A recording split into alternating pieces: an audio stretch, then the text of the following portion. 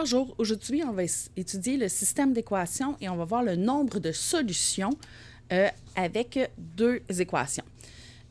Donc ici, on veut savoir le nombre de solutions. Il y a trois possibilités. Il peut y avoir une solution, aucune solution ou une infinité de solutions. On a les trois exemples qui sont ici. On l'a en mots, en graphique et en équation. Allons-y avec l'exemple numéro 1.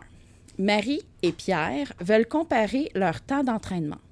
Pierre a déjà fait 10 heures, donc dès le départ, il était à 10, et prévoit s'entraîner 1 heure par semaine. Donc, on a sa droite à Pierre qui est ici. Marie a déjà fait 6 heures, donc elle part à 6, et pense, elle, faire 2 heures d'entraînement par semaine. Donc, à chacune des semaines, elle va augmenter un petit peu plus que Pierre. Après combien de semaines auront-ils le même nombre d'heures d'entraînement? Alors, si on voit ici, nos deux droites se croisent au point qui est ici et le couple solution est, après 4 jours, ils auront fait 14 km. C'est bien des kilomètres? Tous les deux. Des heures, excusez, des heures d'entraînement. Alors, il y a une solution. Donc, on le voit bien sur le graphique qui se croise à un endroit. Quand je regarde leurs équations, donc on voyait ici que Y1, c'est l'entraînement de Pierre, puisqu'il commence avec 10 heures d'entraînement plus 1 heure par semaine, et Marie, elle, c'était 6 heures et 2 heures par semaine. Qu'est-ce qu'on remarque si on regarde les deux paramètres, le paramètre A et le paramètre B? Allons voir le paramètre A. Ici, le paramètre A, c'est 1, sa valeur est 1, le taux de variation est de 1, et le taux de variation pour Marie est de 2. Alors, le A de 1 n'est pas égal au A du 2. Donc, ils n'ont pas le même taux de variation. Tandis que si on regarde le paramètre B, ça n'aura pas aucune incidence.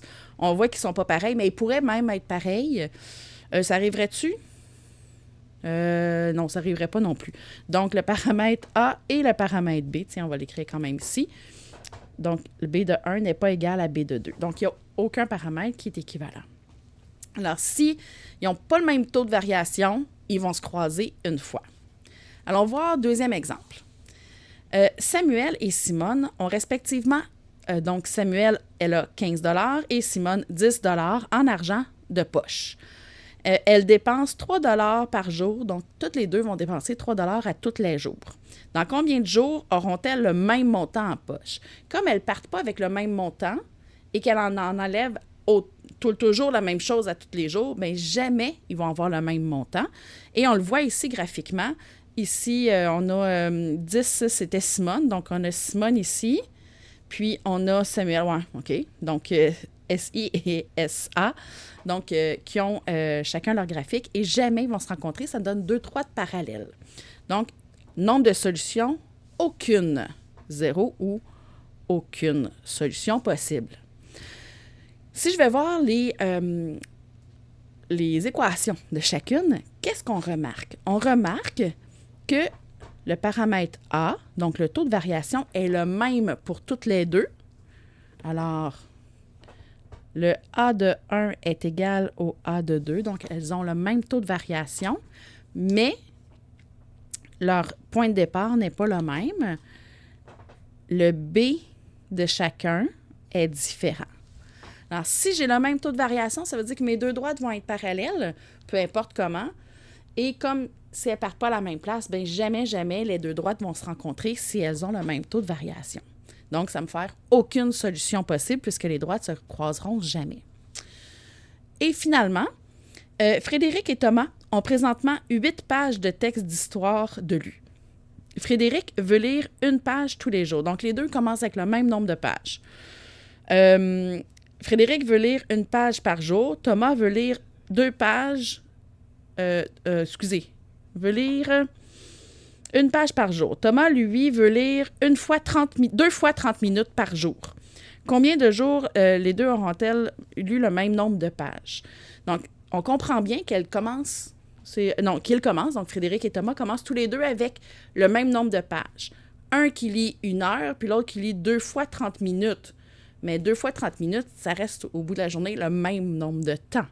Donc, ils commencent avec le même nombre de pages et ils lisent la même quantité, bien, ils vont toujours avoir la même quantité. Ici, on dirait qu'il y a juste une droite parce qu'il y a tous les deux commencent à 8 et il y en a un qui lit 1 heure par jour. Donc, après un jour, il a lu 1 heure, donc il est rendu à 9. Et l'autre, après un jour, il est rendu à 2 fois 30 minutes. Il est aussi rendu à 9 heures. Alors, les deux droites sont confondues, sont directement une par-dessus l'autre. Ce qui veut dire, quand je remarque ici les équations, si je regarde les paramètres, ici, bon, on les a tout simplement inversés. Donc, le paramètre, c'est vraiment le coefficient. Donc, le paramètre A, pardon, c'est le taux de variation, donc le coefficient de la variable. C'est 1 tous les deux. Donc, le taux de variation des deux est égal, tout comme quand j'ai aucune solution, mais quand ils sont confondus, ils partent de la même place. Donc, le B est aussi équivalent pour les deux. Alors, si j'ai deux droites, une par-dessus l'autre, il y a combien de points d'intersection? Bien, tous les points sont des intersections. Tous les points sont communs. Alors, il y a une infinité de solutions puisque tous les points sont des solutions. Alors, je fais un résumé pour savoir la quantité de solutions dans un système d'équations. Si elles se croisent, une solution. Et qu'est-ce que je vois dans les équations? C'est qu'ils n'ont pas le même taux de variation. Ils n'auront pas le même B, mais j'ai juste besoin de regarder le taux de variation. S'ils n'ont pas le même taux de variation, assurément, il y a une solution. S'ils ont le même taux de variation, mais qu'ils ne partent pas de la même place, il n'y a aucune solution puisque les droites ne se croiseront jamais. Alors que s'ils ont le même taux de variation et qu'ils partent de la même place, sont donc confondus une par-dessus l'autre, il y a une infinité de solutions.